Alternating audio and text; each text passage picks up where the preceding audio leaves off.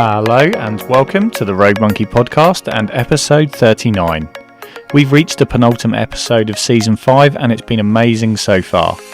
We've had guests from all around the world, ranging from entrepreneurs to Premier League footballers. And today I've got a very humbling discussion to share with you, which follows on nicely from our last show where we spoke to the founder of the mental health and wellbeing platform, GoVox. If you've not caught up with that one yet, please head back and check out that episode. Today we've got two guests joining me. Matt Trussell is the managing director at Go Big Digital, a marketing agency, but in a previous career he served in the armed forces in Afghanistan. Following his return from frontline duty, he became aware of his deteriorating mental health and has been on a journey of discovery ever since. Our second guest is James Bull, a station commander in the Fire and Rescue Service. Following some traumatic experiences early into his career, James also suffered from mental health challenges and has used sport and physical challenges to help him on his journey ever since.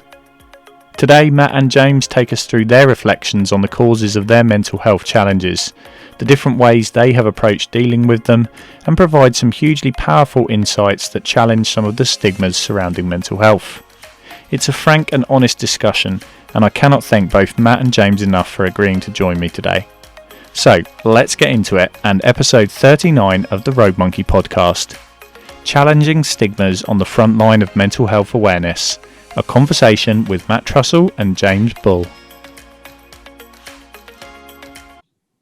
Good morning, gents. Welcome to the podcast. How are you both? Yeah, good, thanks. Fantastic. Well, we've got some interesting discussions, I'm sure, to have over the next half hour. We'll see how we go. But just to kind of kick us off, Matt, if you can give us a quick introduction as to who you are and kind of your headline journey. Okay, yep. So I'm Matt Trussell. I'm a marketing professional and web developer. I run my own agency called Go Big Digital. I work closely with a company called GoVox, who are a mental health application that's kind of intended to support people with their mental health. Previously, I was in the armed forces for just over 5 years, joined from the age of 17, which is quite a young age to get into that line of work, and pretty much that's me. Fantastic. And James? I'm James Bull. I have been in the Fire and Rescue Service for 20 years now. So, yeah, I guess you could say I'm a veteran. So I guess my issues that we're going to be talking about today started quite early on, but they didn't become apparent or sort of obvious until sort of 2006, at which point I'd already been in for sort of 6 years. So, and then it's just a catalogue of events from that point and a bit of a journey and a discovery. Okay. Well, obviously, like you said, it's a journey, and I think we've listening to the stuff before we went on there, both of you have obviously had a very up and down journey in terms of your experiences and some of the challenges you've had. So very much today we're going to explore those. But from both of you point of view, kind of your earliest recognition of where you started to take mental health more seriously than perhaps you'd previously done, was there a point for each of you? Matt, I don't know if you want to start us off. Yeah, so actually, I suppose my awareness grew when I returned from Afghanistan. We were stuck in Cyprus for a few days after the tour. The tour was quite stressful because it was searching for IEDs, which is something I volunteered to train for because essentially I wanted to get out to Afghanistan, and they did it by trade. And I was a plumber by trade, so my name wasn't kind of automatically down to go out there. So I thought, no, grabbing the bull by the horns. There's a space available in the search team. Let's go. Fast forward to the tour itself. About a month in, my friend stepped on an IED in an area where the team before us, about an hour or so before us, the person leading their isolation of the area partially detonated an IED. So we already knew it was a bit of a dodgy area, but we'd been told up until that point that they don't target ditches. So I don't know how long it took them to finally catch up to the fact that they do, because infantry all the time are crossing across these ditches and these same linear features.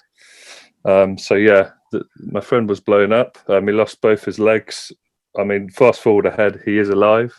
Just to put that into a bit of context, which has been very helpful. But yeah, when I arrived in Cyprus, you do this thing called decompression. So they keep you there for like a day or so. You do a bit of adventurous training, go on boats if you want, go swimming in the sea. They put on forced entertainment where there's a comedian there with the hardest job in the world, probably, trying to make all these blokes laugh. And yeah, not much laughter, suffice to say. You have like 2 or 3 beers, you got tokens, so no one's getting drunk or anything. But then we went to Akrotiri, which is the kind of main base over there, and we ended up waiting for about 3 days to fly out from Cyprus back home. And there's a bar there, and there wasn't a limit on how much drink you could have. So I probably had about 5 or 6 pints, but it felt like obviously a lot more at the time after not drinking for 6 months. And I was looking around, and I didn't feel quite right. I was looking at everyone laughing and joking, and I was thinking, there's people that died out there, and there's people that didn't make it back. And I found that quite profound. Fast forward, I was laying down on the ground, being eaten alive by insects, waiting for a bus. I don't know why I was waiting for a bus on this camp. I think I saw a bus stop there, and my teammates came over to me that were with me on the tour, and they kind of said, "You're right." And there's like, they effectively led us back to the accommodation, and on the walk back, I just broke down in tears, saying, about what happened to our friend Jim, kind of blaming myself for it. And from then onwards, really, there was a whole journey of kind of things that came into play. Like, I felt really detached from friends and family. I thought I couldn't relate to anyone. I felt kind of spaced out in a way. And I just knew kind of something wasn't quite right. But I suppose I still wasn't overly aware of mental health. I thought that's just what happens to people when they come back from tour. And I suppose I formally became aware a few years after that. So I left the forces in the end. This was through voluntary redundancy, pretty much kind of grabbing the bull by the horns, because I also had a physical injury, which was a non-freezing cold injury from standing around in ditches. And it was, contrary to popular belief, it was very cold in Afghan in the winter. So I took that proactive decision. In hindsight, it's because I was suffering with mental health as well, because actually I was kind of locking myself away in my room, drinking every day, and in pretty bad shape, really. I couldn't sleep at all. I was listening to music in the night, trying to have a bit of distraction, the telly on. So there's a whole array of things, but I suppose, yeah, that was the main reason I became aware. And it became worse when I went to college and uni after that, because there's absolutely no structure whatsoever, really. I mean, I'm sure they'll tell you differently, but essentially, there's this period of time where you're left to write your own schedule. And if you've got mental health problems, you're not very good at scheduling yourself until you've actually got the right mechanisms in place. So all this free time was just a killer, and I was kind of floating about all over the place, really. I'm really curious, and we'll dive into it a bit more later, talking about the sports and health aspect, but we've not delved into these types of discussions too deeply previously on the show, but we have spoke to a number of high-performing athletes who, after a major event, whether it's an Olympics, World Championships, whatever it is, they come back and everything stops and they're removed from their normal structured world and they fall into this void. And there's been some quite high-profile cases around the world of athletes that have effectively spiraled into some really bad mental places, and they're coming from a world, like you say, there's no death or anything like that to deal with. They say it's life and death, but sport is sport. But actually, there's some interesting parallels there already emerging, and I'm curious now on the route that we'll come on to with James of actually when you first started did you have these similar kind of experiences? Kind of it was happening, but you're probably more aware of it now looking back, or were you as aware of it at the time? It's a difficult one. I try and look back and put myself in my shoes back then, and I was aware something was going on with me, but I couldn't put my finger on it, and I kind of just hoped it was a phase that I would get through. But ultimately, I didn't, and it led to issues because I didn't deal with anything. But I came from a time where 20 years ago, mental health was not on the forefront of people's minds, and we didn't have resources like we do now that would deal with it. Now we're really proactive with it, and it's much more recognised, much more mainstream. So with my probationers now that come onto my stations, as soon as they go to their first fatal, which unfortunately is inevitable at some stage,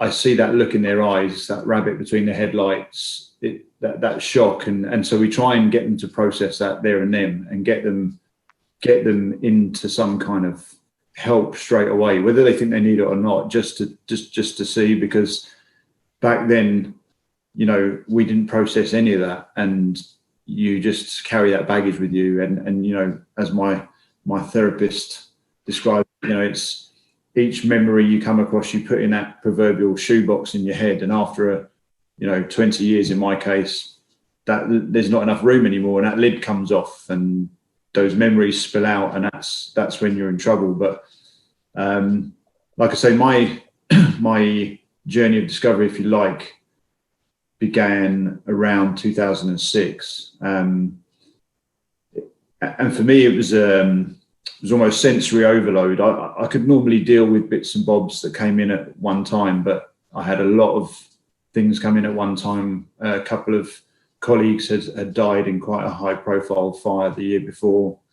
I had a relationship breakdown at the time. I had a close family member die at the same time. And it was just all of these things came at once, and I just couldn't manage it all at the same time. I just couldn't process it. And essentially, I didn't know it at the time, but I had a breakdown, and I went a bit doolally, to be honest. I didn't necessarily recognize it myself. It was others around me that recognized it. And I was forced to take a little bit of time off work back then. That was sort of 2006. But in that time, I did nothing to, again, I had no treatment. I did nothing to process those issues that were going on. And so I basically just, a bit like Matt just said, I spent 10 months sort of drinking, and to be honest, I was an idiot during that time. I went out looking to get into fights. It was almost a form of self-inflicted sort of pain. I wanted people to give me a good kicking. I don't know. It was just like some form of escapism I was looking for, and it was just a nightmare of a time. I look back, it was a very, very bleak time. And I came back to work, and I hadn't actually solved anything really. I think I just learned to bottle it up better. I hadn't processed anything, hadn't got any help. But over the years, things started getting a bit worse. And so I did actually start looking for a bit of treatment. I went to our occupational health unit. I started getting a bit of treatment here and there. I got sent to the service psychologist and this, that, and the other. But each time I dipped in and out of treatment, I never fully committed to a program because I was young and full of testosterone. I just wanted a quick fix. I thought I could just go the once, get something to sort me out, and then I could come back, and it wouldn't show. Because, even back then, 20 years ago, it was, I to my peers, I didn't want it to be seen as a sign of weakness that I couldn't cope in this job, in this very much manly, testosterone fueled world. And I wanted, so I just bottled it up. I didn't really do anything. And then I started to spiral again. A few incidents occurred, and I went to see a psychiatrist in Harley Street, and I got diagnosed with acute anxiety depression, PTSD, and paranoia.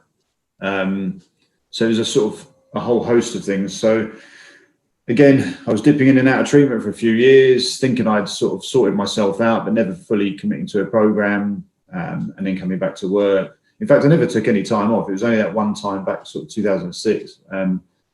I just learned to bury it better. Someone with mental health becomes a professional wearing a mask, and that's what I did basically for years and years. And it wasn't until I sort of got married and that sort of thing. I would have probably carried on like that because it was only affecting me, or that's the way I saw it in my sort of selfish point of view. So if it was just affecting me, I could just carry on burying my head and hoping these things would go away and trying to deal with them as they came along. But when I got with my partner and I had a son, that was kind of then the catalyst. My behavior, my mood swings, my distanced personality, my inability, a lot of things that Matt actually just said. I wasn't connected to the world. I was on my own little planet. She pleaded with me to sort of basically get help. And that's, at that point, I realized I was affecting other people. It wasn't just about me anymore. So that was a catalyst to go and get help. So I promised her that I would go and, again, through occupational health, and went with a psychiatrist and this sort of but I promised this time I would commit to it.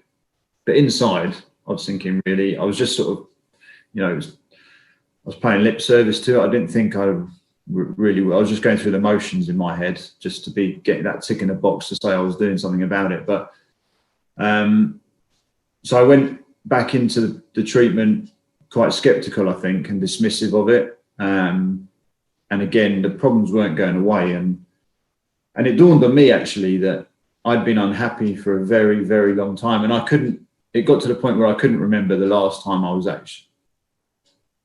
actually happy or had experienced any kind of joy or felt connected to the world. And I did miss out that sort of years previously I had attempted suicide on a couple of occasions. But again, looking back, I don't think I really was. I think it was just, I don't know, maybe I was looking for attention, cry for help kind of thing, because if I'd really wanted to do it, I'd have done it, and I didn't. So looking back on it, I don't think I really meant it at the time. I was just, again, looking for escapism. So anyway, sorry, I'm babbling. Fast forward, I started treatment, and actually after a few sessions, maybe it was just this therapist that I was seeing, something sort of started to click, and I thought I was starting to be taught things that was sinking in, coping mechanisms and grounding techniques and all these sorts of things, which I hadn't really grasped before. And we also discovered actually through my treatment that I had Asperger's, which I'd never known, and am likely to have had my whole life, which actually explains a lot of things in my past. I'm not good in social situations. I'm not very good at body language, social etiquette, things like that. I struggle a little bit. I'm high functioning. I'd like to say a lot of geniuses have Asperger's, but I'm far from that. But so I'm high functioning, so it hadn't affected my life in that sense that I couldn't cope, but it did explain a lot of things. So we spent a lot of time sort of looking into that, and that had obviously made me quite susceptible to some of these things as well, almost more vulnerable to suffering with mental health issues from some of my experiences. And so I stuck with the treatment, and like I say, that was in 2017, and I've been in the thick of that treatment ever since. I've not stopped that treatment. So in that time, I've done a lot of things like I know Matt has as well, cognitive behavioural therapy, EMDR for the PTSD. So where am I now? I'm not healed, but I'm a work in progress, and I'm a lot better than I used to be. And I now know about my condition. Again, like Matt said, I'm someone that I have to be at work. 20 years in the fire service, I am, whether I like it or not. I'm institutionalized. I need structure, and again, because of my Asperger's, I need routine and structure. without that, I completely spiral. So, and I don't know any other way. I've lived 20 years of my life, you know, being told where to be, and you know, and so when you're kind of left to your own devices, it's a bit of an alien world for people in the services and the forces. It's not what you're used to. So I do need that routine and structure. I'll finish up because I know I'm going on a bit here, but it's quite a long story really. But for me, and I know this is part of our conversation today, the exercise, the sport, where did that come in? Because I'm also a sponsored athlete and have been for many years. In the earlier years, sort of 2006 onwards, I was on, God knows, every kind of antidepressant. I must have been on 12 different antidepressants over that time. Some worked, some didn't. But one thing they all had in common was I hated being on any kind of medication. I hated that stigma that I was reliant on some kind of drug to make me a normal, everyday, neurotypical person. So I was desperate to get off them. And I found that I'd always trained because I'd always played rugby and things like that. And I'd sort of been sort of semi-professional in my younger years and things like that. So training and sport was always a close thing for me anyway. But when I really got bad, going to the gym and my training regime kind of became my only freedom from my thoughts, because I was focused on what I was doing at that time. And I realized that was my best form of escapism. I didn't need to go out, get myself in trouble. I didn't need to drink. I needed to stay in the gym. I needed to be training. That was my escapism, and a healthy escapism at that. So that's kind of when I started getting quite obsessive with my training. But, you know, like I say, at least it's a healthy obsession as long as you know what you're doing. And over time, the training and my gym time essentially took over from the medication. I came off, weaned off medication, and now, even now, I call my training my medication as well, because it keeps me off medication. And, you know, like my wife says, I'd rather you come home later from work and stuff like that, and you've been in the gym, because she doesn't want me coming home ratty and stuff like that, because she knows I need that time in there to decompress. So anyway, I've been going on quite a while. I'll let Matt get a word in. No, it's good to share. Good to share everything, mate. It is, and I think it's, and obviously we're talking with obviously some from both of your experiences, some really traumatic earlier parts to your journeys. But I think when we're talking around this kind of mental health journey, if you like, it's your perception of it at the start relative to your reflections on it now. I've found fascinating, because just talking to you guys here, and obviously with Richard, who kind of connected us, go back, where are we now? So go back just over a year before all of this stuff kicked off. I was going through that myself. So I come off the back, and nowhere near to the extreme, but I sadly lost my dad in 2019 and literally was there right to the end, and never dealt with it, and kind of imploded in kind of January, February, March last year, and actually used the lockdown period to refine that structure, support, go through CBT and those sorts of things. And actually reflecting back now, it's not that you were closed-minded, but it was more just an introverted thing. It was just you and your thoughts and your perceptions of everything. But when you start talking with somebody completely removed from that, and they start explaining it and actually going through why you're thinking this, and like you said with the shoebox analogy, you start unpacking some of that, and some of it goes way back that you're not even aware of. And then you actually kind of go, oh, wow, this is incredible. And then you factor in the sport and the health and the fitness aspects of it all. It does become, I just find it fascinating talking to people that have been on that journey, because it's very lonely at the start of it. And actually, the more people I now talk to, having had these similar experiences, there is a real commonality and connection that we can all share to actually say, yeah, we were in a bad place. And we're not saying, like you said, we're the finished article, but we are on a journey, and it's comforting in a way, I guess, that you can talk to people that have had similar experiences, have come out the other side. It feels empowering that if they can do it, I can do it. And I don't know, like, especially like with your armed forces background, Matt, you're obviously not going to be alone in this situation, in the sense of there are probably a lot of veterans who have come back and had similar experiences. So have you had those conversations with other people who have gone on similar journeys and suddenly felt like, oh, it's not me?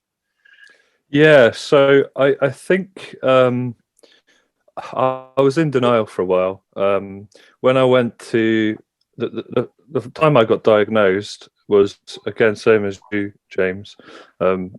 My girlfriend at the time, now my wife, was kind of noticing that I was seemingly miserable. I wasn't talking when we were in a queue with people because I thought they'd be listening in. I was very quiet in a supermarket, wouldn't say a word. All these weird things still were there. And in the end, I thought, no, like, enough's enough. I don't actually want to just be this person that's kind of perceived as being negative. To be honest, probably was negative and still can be in many ways. However, I went to speak to Combat Stress, which is a charity, because still charities are picking up the pieces a lot when it comes to forces and services.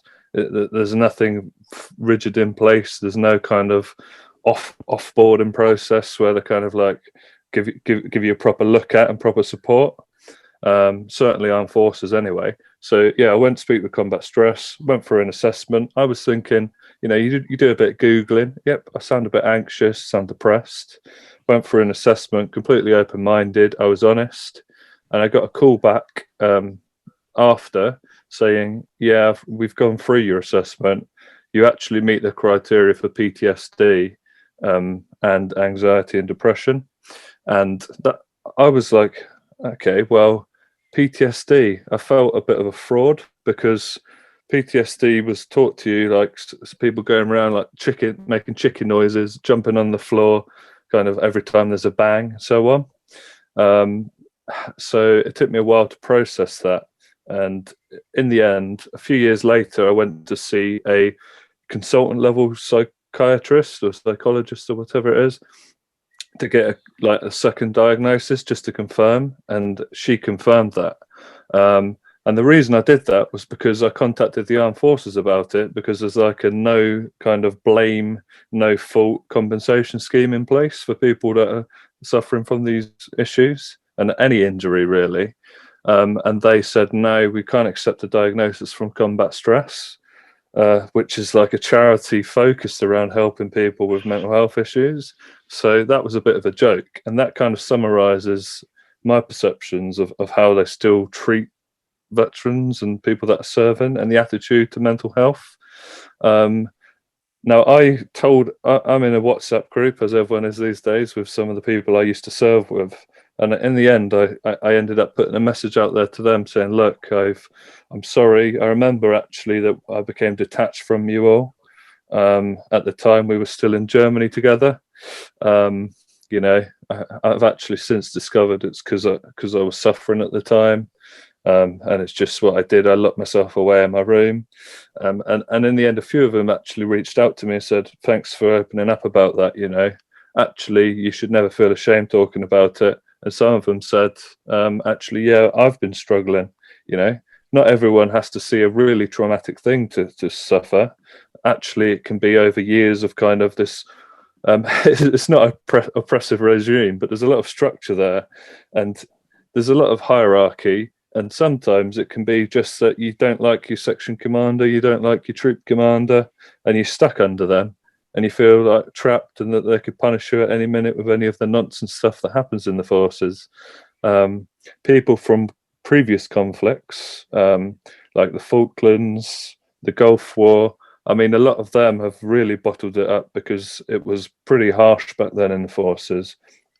It's become progressively better in how they kind of treat people and how they educate around mental health, along with society, really. But yeah, I mean, there's probably a lot more people from Iraq and Afghan suffering with the mental health now that have taken their own life, sadly, because they're not opening up, they're not seeking the help. They still think they're going to be stigmatized, even though they're out of the forces. It's not going to impact their career. If they're serving, they're probably, you can look around and just think, oh, that person loves a beer. They're drinking every day. That's not normal. That's not, even in the forces now. That's not really normal. That sort of activity could be a sign. And until until people lose the fear that it's going to impact their career, they're never going to really have an open and honest conversation around it. I remember I would have never said anything to anyone because I didn't want to get kicked out the forces because I suffer with my mental health. And there needs to be these things put in place to actually reassure people and keep the conversation going. Partly why I wanted to kind of talk with you.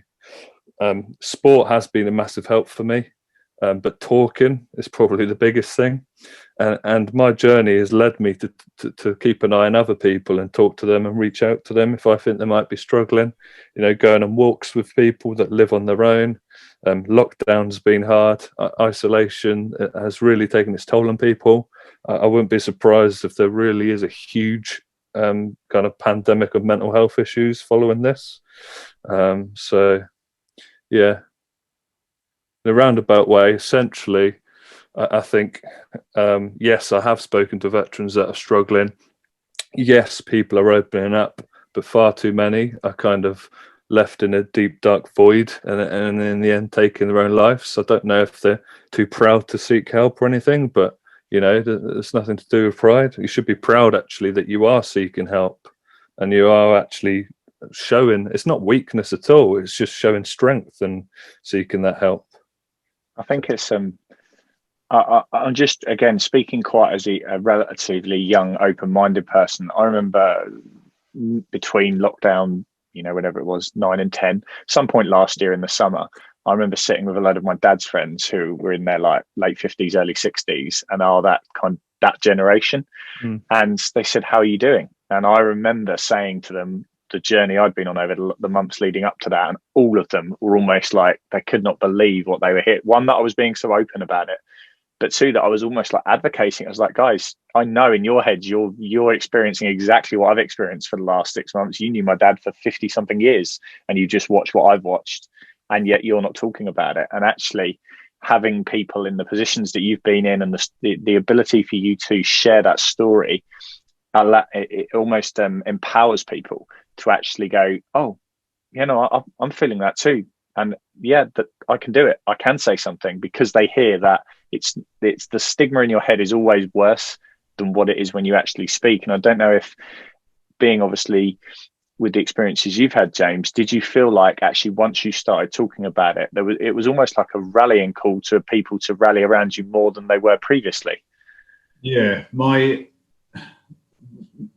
and I are of a generation, typical blokes, similar experience to me when I first started to suffer with these things, you know, back 2006 and onwards. I was too scared to go to the occupational health unit and stuff like that, because I didn't want any kind of mental health link on my sick record, because I feared that would be used as a weapon against me in the future for promotions or whatever, or in some way angling me out of the job. So I didn't even want that on my record. So I would have been more inclined to go and get help outside of my work, even though we have a dedicated occupational health unit, which is meant to be for that. At that time, they were renowned for being sort of poor with that. And like I say, we've got a lot better over the years. And now we have mental health and wellbeing boards, and then we've got separate sort of splinter district groups. And, you know, I chair the one in my district, and we feed back into the main mental health board and for the county council and things like that. So much more mainstream now. We've got resources that can help. But I still feel we're a long way from mental health being seen on a par with a physical injury. And in some circles, I know there are still people that don't buy into it.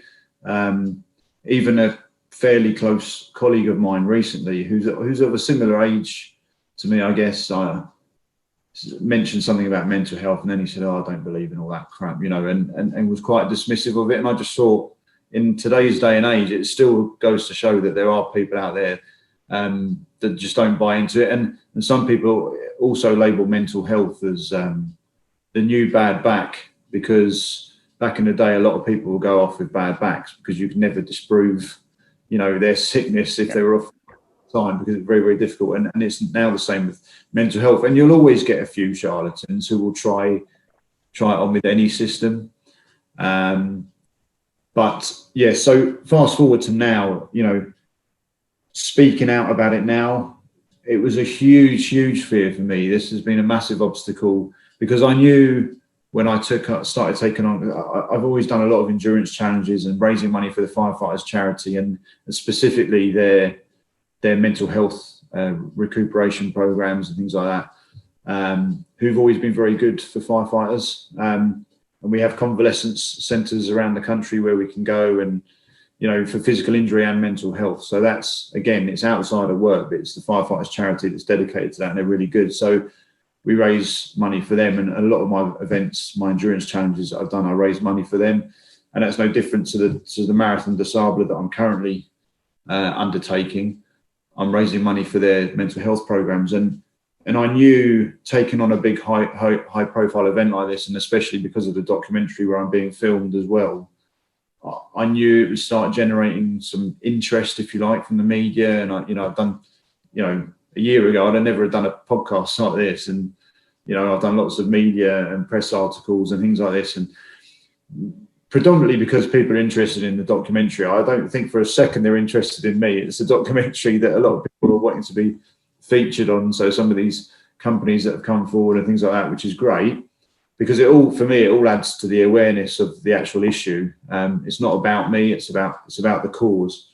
But I knew that all of that interest off the back of that would force me to start talking about my very, very private story that's been very private for 20 years. And I was really, that was massively out of my comfort zone.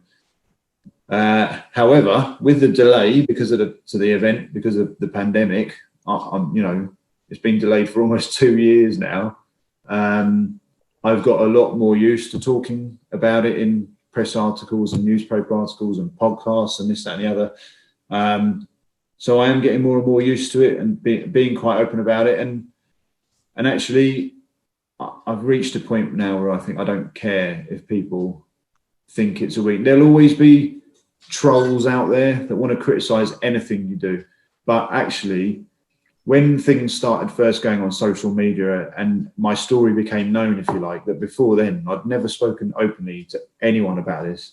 Barely even members of my own family knew about what was going on in my head, let alone, the public, out in the public domain. So it was really alien to me. And I was absolutely cacking it about that becoming known, because I'd kept this veneer all this time up to now. And all of a sudden, my perceived weakness, if you like, was going to be open, and people were going to know that I had stuff going on in my head. And I worried, would people question my decisions because I'm an officer and things like that? Would people start questioning my decisions because of my mental health? And there were so many things that were going around in my head, and I just really worried that people would look at me differently. But when it first started, first started appearing on social media, and people were sharing, posts about the documentary and posts about my challenge, my upcoming challenge, things like that, and my story, I was blown away actually with the positivity. So I was really worried that there was going to be some kind of backlash or negative reaction, but so many people came forward and said, you are going to inspire others. And I was like, just blown away with that. And that was amazing, the positivity that I got from that, and a genuine surprise as well. I didn't expect that kind of feedback. And so many people coming forward that I hadn't seen, like old school friends I hadn't seen for 30 years, and coming out of the woodwork to donate money to the cause and say, you're going to reach out to people with this by coming clean and this, that, and the other. And it was really nice actually, and made some of the fears go away. But like I say, you will always get people in the background, closet trolls who want to criticize anything. And I just have to accept that those people will be out there, and they're unlikely to make comments, but they're probably, maybe this is just the way my head works again. I just feel like there'll be people whispering behind my back saying, taking the mickey or whatever. But I'm getting more and more used to it. And ultimately that was the idea, to raise awareness of the cause. And if one or two more people seek help off the back of that, then fair play. And actually a couple of people at work have said that they're now going to go and speak to occupational health, whereas before they wouldn't have done. So, mission accomplished in that sense. So I'm quite happy now, and I'm getting more and more comfortable talking about it the longer this journey goes on. I mean, I'm being filmed like every other week, so I'm having to get used to it. But it's still like, sometimes it's like trying to get blood out of the stone from me, but the whole process and the journey, I'm getting more used to it. And I'm meeting some really inspiring people myself as well through the documentary who've suffered, and you know, speaking with people like Matt as well, when you do realize actually you're not alone. And even in my own work environment, the amount of people, you'd be surprised actually, that are suffering. Like I say in my Just Giving story, I say I'm yet to meet someone serving who's not damaged in some way. And I stand by that. It's just not many, only a few people come out openly and say it. But it's not uncommon. I defy anyone that says they haven't suffered in some way. But it's about making it acceptable to talk about it. Like with Matt was saying, it's good to talk, and blokes, we are notoriously bad for that.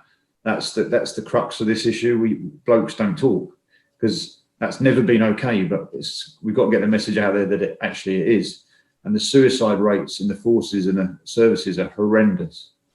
That's a real issue. And COVID even now, like again, Matt touched upon this, and the documentary, because of the postponements to my event, we've kind of been filming and captured the whole episode of COVID, and people that never realized they had mental health issues before, like you said a minute ago, you know, now suddenly mental health is this thing that's affecting everyone.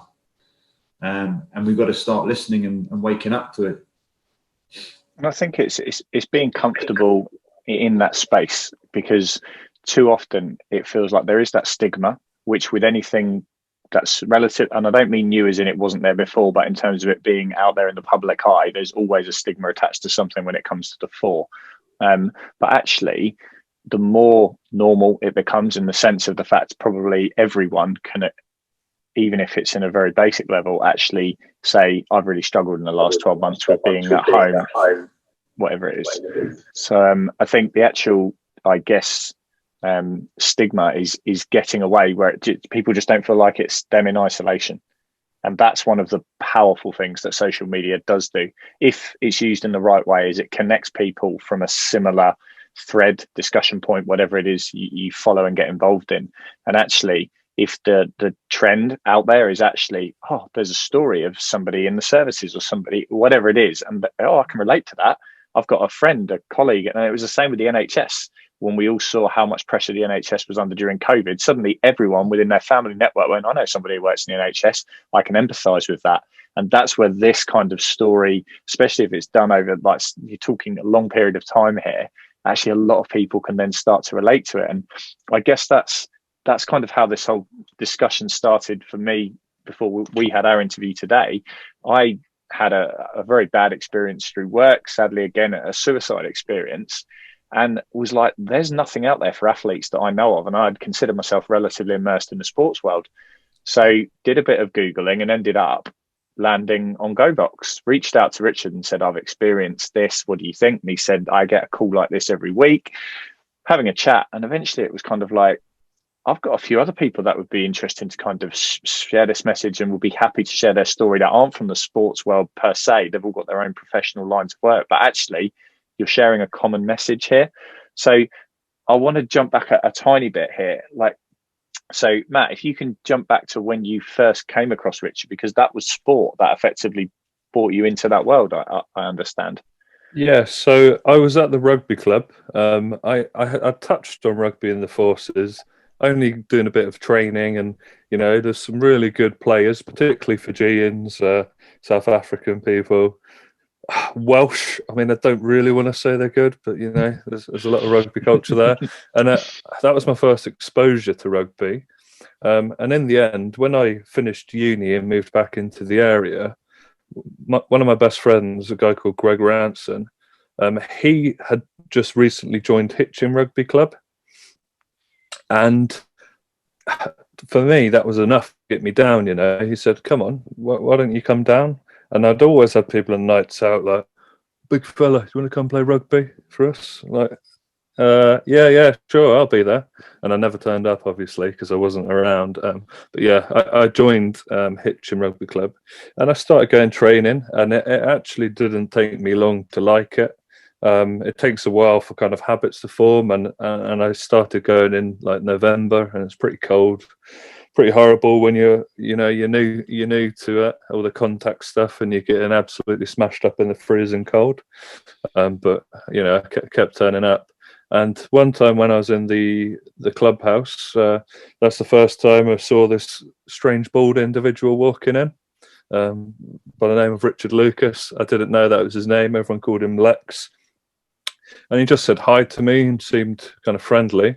And I guess from there, really, I became aware of GoVox. At the time, it was called Feedback 360.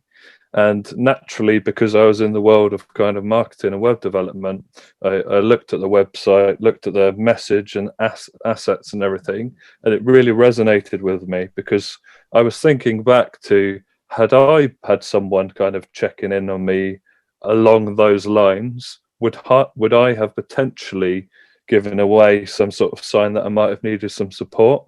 I think I might have done, if it had been kind of presented to me in the right way. So I started reaching out, making a few suggestions about the website and improvements and that, as you do. And it turns out that they were actually looking into that sort of stuff anyway. So we kind of eventually, thankfully, they decided to use kind of my services there. And the more I learned about the tool, the more I became interested in it and kind of passionate about promoting it. So eventually that led me to leaving my kind of the first kind of marketing agency I'd set up with some business partners, and starting up a new one, and kind of working even closer with GoVox, going to events, spreading the word, and it's taught me a lot. It seems like the corporate world's ticking some boxes around well-being. Still, there's some of them that think well-being is like a fruit bowl and a bit of yoga once a year or something, or bringing donkeys into pat. But certainly the corporate world is making strides. Lots of sports clubs are making strides. Quite a fair few amateur rugby clubs are really looking after the members through this time. Hitchin Rugby Club's done a good job. North Arts Crusaders, the local rugby league team, they're two I'm involved with that have done a great job looking after people. I think it just kind of boils down to us kind of picking up the slack. Really, you don't, if no one looks after people's well-being and mental health, no one's actually going to get any support. So it's just thinking about how you look at those support networks and just saying, look, why don't we do something? So that's how I became involved. And then obviously the sport thread kind of runs through into obviously some of the stuff you've talked about already, James, that actually it became more than that. And I think that's something where people can often knock sport and sports, even like when you talk about PE at school, it's almost like it's an optional extra. And I'm like, that is as core on the curriculum as anything else.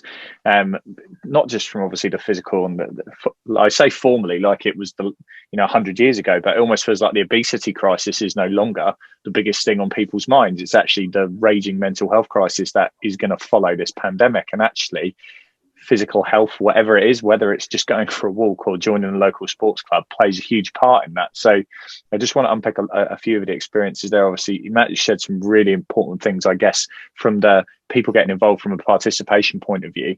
And then I guess, James, coming at it, I guess, from some of the more challenges and the things you've come across, it has, like you said earlier, become a form of therapy, if you like, that actually has helped you through this. It's not just a nice add-on. It's actually a vital part of who you are. Yeah, definitely. But it wasn't always sort of take you back to primary school. I was your little fat chubby kid and wasn't really into sport. And I was the kid that would fake notes from my parents to get off games. I would rather sit in a classroom and write an essay than do that, because it was a body confidence thing, and I just general confidence. And I think, again, looking back now, knowing what I know now, it was probably something to do with the Asperger's and things like that, but of certain situations. But anyway, I was forced to do a detention one day at primary school, and the teacher that gave me the detention was also the head of rugby, and so his detention was me coming to rugby training. And I think I I got praised for a tackle, but I think I probably just tripped over and someone fell over me. I don't think I intentionally tackled it, but I got praised for the first time in something in sport, and it was just like, wow. And then that same year I had a growth spurt, and all of a sudden I was over 6 foot at 12 years old. So I was huge compared to my friends, and all of a sudden, rugby was my thing, and I was good at sport, and my puppy fat turned to muscle, and everything changed in the course of sort of a year or two. And the following year I was down at Hitchin, and I started captaining my age group at sort of under 12, it was back then. And I stayed at Hitchin all the way through the youth teams, captain of my team, and we were like a band of brothers. And then it got to sort of near a senior level, and then I went off to some bigger clubs, and which is kind of the idea of junior clubs, I guess, to encourage you to go to the bigger clubs. And I went off and I played sort of semi-professionally and things like that for a while. But I think ultimately, looking back again, with now I don't need to have an ego. Again, that's part of growing up as well. I've got rid of my ego. I can look back now and say, actually, I probably wasn't good enough, So, I had a good crack, 3-4 good years. And then I sort of went off to uni, and I remember breaking my shoulder, and the game had gone professional at that time. And they just sent me a text saying, basically, thanks, that you're surplus to requirements now, and they weren't going to renew my contract. And I just thought, this is how the game has changed. So I never really sort of returned to that level, but I had a good little run. And so after uni, I came back to Hitchin, where it all started really, and started playing rugby again. And fast forward a few years, basically, playing the first team and things like that. And then I started to try and retire, sort of, I guess it was late 30s. I was trying to retire because I'd had so many broken shoulders at that point. It wasn't even funny anymore. And but I'm the serial. I would retire and then come back because I'd miss it, and then I'd retire and I'd come back. And so yeah, I'd been out of the club I had sort of retired for a little bit when sort of Matt came along. So Matt and I haven't actually played together, although we were at the same club. So that was during one of my retirement periods. But when I did sort of properly retire, because I only retired from sort of club rugby. I still play rugby for our brigade team, because we've got a really good team, and we get time off to play rugby and things like that, which is good, a bit like the forces. So when I did sort of try and retire from rugby, because I wasn't enjoying picking up injuries anymore, and it got in the way of my other training and my gym work and my running, I decided I still needed something competitive. I need goals on the horizon. So the running, which was only sort of ever meant to be a hobby, then kind of took over. And again, it was just meant to replace rugby, but within 2 years, I was chasing national rankings for ultra and distance running, and actually it was never meant to be that serious. But then when you start thinking, I'm within touching distance of national rankings here, then it starts to take over. And I was trying to get top 30, top 20, and it kind of took over and became, I was spending as much time on that as I had been on rugby. It was just meant to be something fun and a hobby, but it took over. I think I'm at the point now where I can say, because of my age, I'm in my 40s now. I'm not an elite athlete, so I'm not chasing those British rankings anymore. Those days are gone. So it is more, I guess it is more for fun now, but I still like to think of myself as having a pedigree and being competitive. So I will take on high profile events around the world. And it's because of that, and because I'm on the circuit quite a lot, I've managed to keep on board quite a few sponsors. And again, I'm not naive, because of the film, quite a few other sponsors have come on board. But that's fine. That's, again, for me, it raises the awareness of the issue. But basically, going back to GoVox, again, through the rugby club, exactly the same as Matt, I met Richard, or Lex Luthor, as we like to call him. And he had come to quite a prominence within the rugby club. He's quite a character, charismatic. And he had formed GoVox, and again, started at sort of grassroots rugby. It was catering for the mental health and well-being of players. And therefore I thought, you know, Lex and I had a chat outside of that about my events. And thankfully GoVox came on board as one of my corporate sponsors, because it was important for me, whilst it's great to have sponsors that are in the sporting world or, you know, sports nutrition world and that kind of thing, I wanted a sponsor that to do with my cause, and which was mental health. That was important to me, that I had a like-minded organisation that was on board to help me. You know, I wanted to advocate that side of my challenges, not so much like, you know, I have to do social media posts for a certain, you know, protein drink or a certain brand of sportswear. That's all great, and that keeps the sponsors happy. But, you know, my passion is being an advocate now for sort of mental health. So having GoVox come on board was really important, and I'm pleased to sort of have that partnership with them, because they do a great. What they do is invaluable. So yeah, that's how I'm involved with GoVox. So I'm again, I know we've bounced around and covered a lot of things here, but what we're talking about, I guess, moving forwards, hopefully coming out of the pandemic, both being in a much more positive place than we were 5, 10, 20 years ago from our mental health point of view. So reflecting back now, do you have a number of, and I don't mean tools in a GoVox, but do you have tools, attributes, skills that you've honed, developed, had to learn over the last 5 to 10 years that you would say that have equipped you now, looking forwards, to put you in a good place? Like Matt, I don't know if that's something, I know obviously both of you, when we were speaking beforehand, have mentioned about having to learn new things and new ways of seeing things and approaching things. So kind of, would you be able to bottle that up and put that, name a few things like that?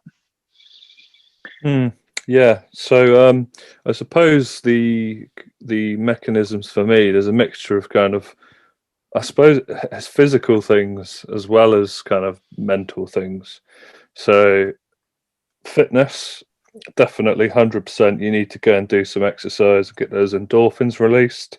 Even better if it's competitive fitness. Better yet if there's a little bit of aggression involved, like in rugby, where you're kind of just smashing people up and everyone's loving it. In many ways, being on a rugby pitch is like being back in the forces, with the kind of the kind of banter that goes on and the approach to it and everything, and the camaraderie. So that's great. Nutrition, absolutely. If you're eating rubbish, probably going to feel rubbish. You're going to resent yourself for eating something that's completely disgusting and bad for you all the time. You get that little bit of a release, but mid to long term, you know, it's bad for you. So that's something that helps. Sleep is very crucial. If you're very tired, you know, you're definitely going to be miserable a lot of the time, and it's hard to focus and perform on anything. So I do have trouble with sleeping still. I do generally get the right amount of time, but I still kind of wake up 4 or 5 times, and it's a bit of a broken sleep. But, you know, I do the best I can out of that, and generally it is a sufficient time. It's just I don't often enter that proper deep sleep. But, you know, I'm not constantly tired all the time, so it's not that bad.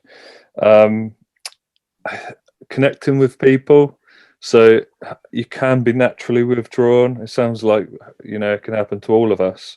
But if you actually spend that time speaking to people and listening to them and kind of helping them and understanding, that helps, just building those connections. And actually, if you can help someone else, it makes you feel better.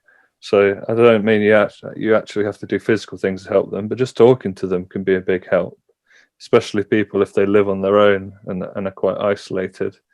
Trying to set a bit of routine and structure, thinking kind of short term, mid term, long term in terms of what you're doing. Building towards things. I think around mental health, there can be trouble with kind of money and managing your finances. So thankfully, my wife's quite strict with me on that. Before, you know, I'd burn money at a rate of knots and trying to chase ways to feel better. and being quite poor with money management. By the way, no amount of money really can make you feel better. Imagine there's quite a lot of rich people out there that are quite miserable. It's not the answer, but it can help if you use it well. A dog or something to care for. My dog, has cheered me up no end just laughing at him. He does have issues, which doesn't help. But having something to care for is great, as well as my wife. Baby on the way in a couple of months. So that all of that stuff, it's about, you just need to find those things that are important to you and give you reasons to carry on, if not just because you've only got this one life. You've got one opportunity to kind of do stuff, and before you know it, you'll be looking back, like thinking of all the memories you've created. Do you want them to be memories where you were just moping around and being miserable the whole time, or do you actually want some to try and grab the bull by the horns and have good things to think about looking back? So I suppose those are some of the things. Yeah, that's all I can think of really at the moment. That's a pretty extensive list and very powerful. So thank you for sharing that. James, I'm imagining there's some crossover there, so you're probably thinking I should have gone first. But anything else that's pertinent to kind of your journey experiences that you've honed to take forwards?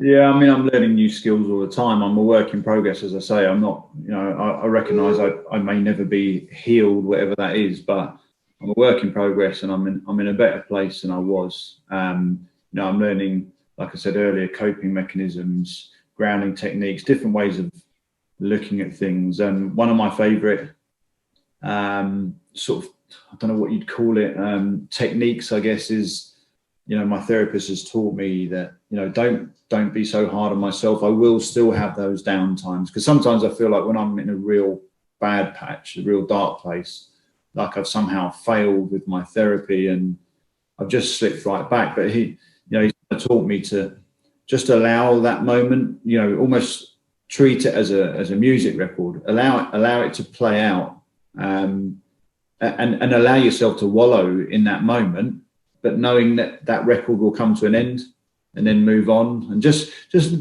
little ways of thinking of things, so I will get those moments of blackness. They're not going to go away, and they may always be there. So just accept that. Don't beat myself up about that. Just allow them to play out, but knowing that I've always come back from it.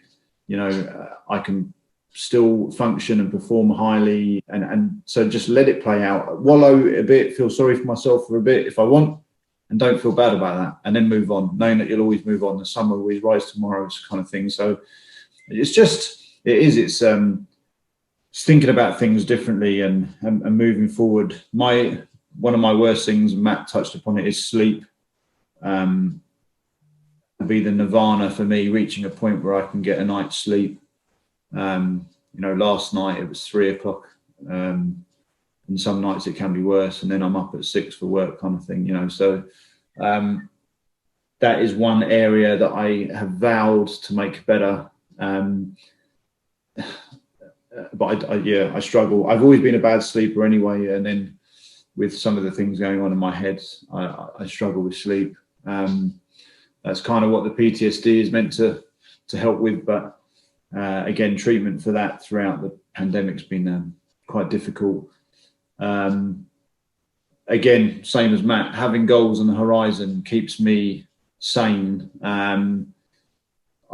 Now that UK athletics are allowing races back on the calendar, that's a massive boost for me, because all of my races last year were cancelled. So I was just training with no goals in sight as such. I don't actually enjoy training.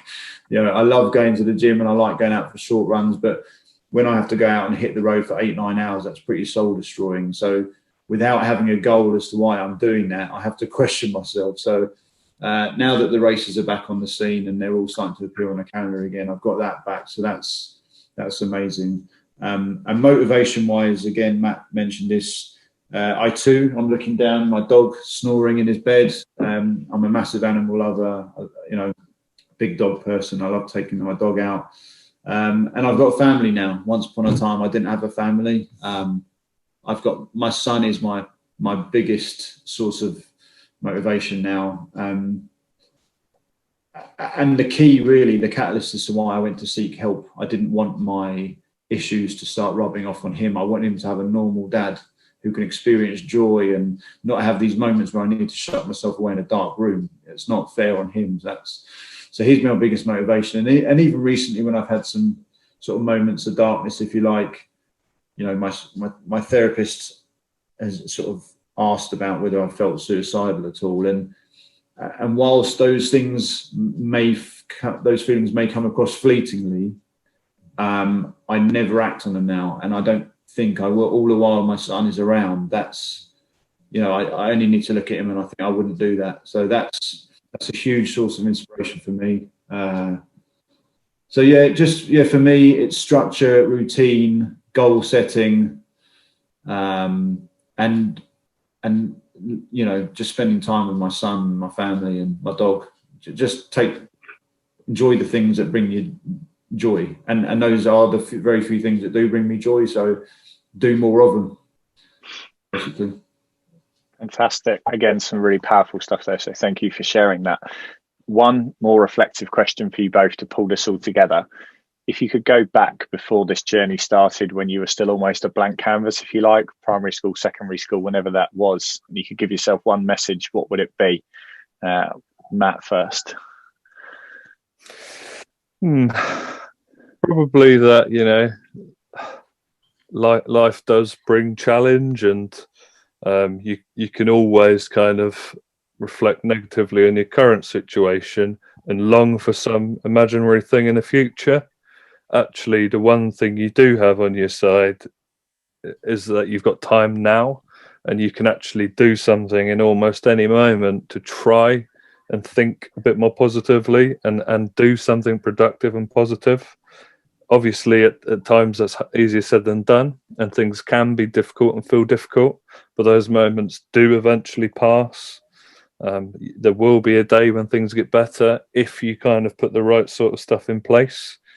I suppose applying to that the knowledge of kind of mental health issues and how they may impact you. Obviously, there are times when, you know, you are going to kind of lose hope, but just keep taking little steps, and eventually, you know, you will be able to enjoy moments, and you'll get kind of a bit of fulfillment out of stuff. Fantastic. Over to you, James. For me, and I mentioned it earlier, it's ego. If I could have learned to lose my ego years ago, I'd be in a much better place. Ego for me has affected parts of my life. So, for example, it's because of ego I've done things to be the best at them and not for the sake of enjoying them. You know, I can't just do something to enjoy it. I've always had to be the best at it, and that brings massive pressure on yourself. And, you know, looking back at the rugby days, when I ended up not being the best, or being, you know, I expected to be a household name, you know, and when that doesn't happen and you don't rise to the top of that particular tree, you massively beat yourself up over it. So learning to lose your ego is key. And ego is also why, as men, we don't go and speak. We don't speak up. You know, and 20 years ago, when I joined this job, it was my ego that stopped me from opening up about things that I was struggling with. Again, so if I could have chipped away at that ego, maybe I'd have spoken up sooner and sought the help that I quite clearly needed at the time. I just think for blokes, this is why we're crap at talking. It's our ego. And if we could learn to lose that a little bit, it would help us in so many facets of our lives, you know, socially, mentally, everything. We put too much pressure on ourselves to conform to some kind of perception of what a bloke is. And we all know, because we've all been through certain things, that ideology is complete crap.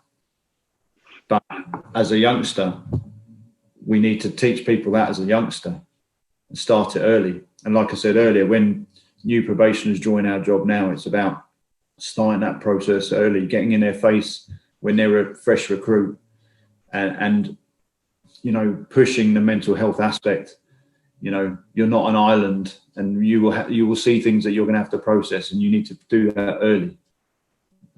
So get rid of your ego. So fantastic. That's brilliant. There was a guest we had before Christmas last year, and one of the things he said, expect struggle.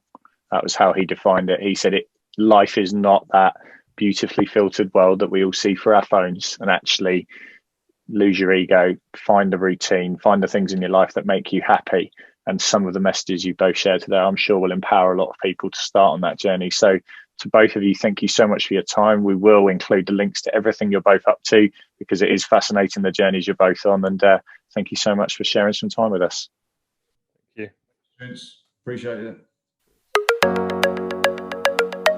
Thanks again there to both James and Matt for sharing their stories. Some profound statements across the episode there, and as they both said, sharing mental health challenges really is a strength. Although some of the examples today probably made for uncomfortable listening, it falls upon each and every one of us to destigmatise the subject so people feel more comfortable opening up. Both these guys are really inspiring in how open and honest they were, and are true ambassadors for mental health and well-being. To connect with Matt, we've included the link to both his LinkedIn and Go Big Digital website in the show notes. It's been cool getting to know Matt a little bit more since our recording, and some of the work he does for both Go Big Digital and GoVox, who we spoke to last week. For James, we've included a number of links also. He's on Twitter as @999firebull. The trailer for his documentary we mentioned is on YouTube, and we've also included the links for both his fundraising page for the Marathon des Sables Challenge and the firefighters charity he's raising money for. Finally, please make sure you give us a follow on Facebook, Twitter and Instagram, and sign up for our monthly community update that drops this coming week and has some sneak peeks in there at Season 6, some more awesome guests coming up. Our Season 5 finale is live on Friday, and we've got a wonderful story of the value that sport can bring to somebody who faced huge challenge in their childhood and now helps shape positive futures for many others. Be sure to tune in for that. Thanks again for joining us for the Rogue Monkey podcast, and have a great week.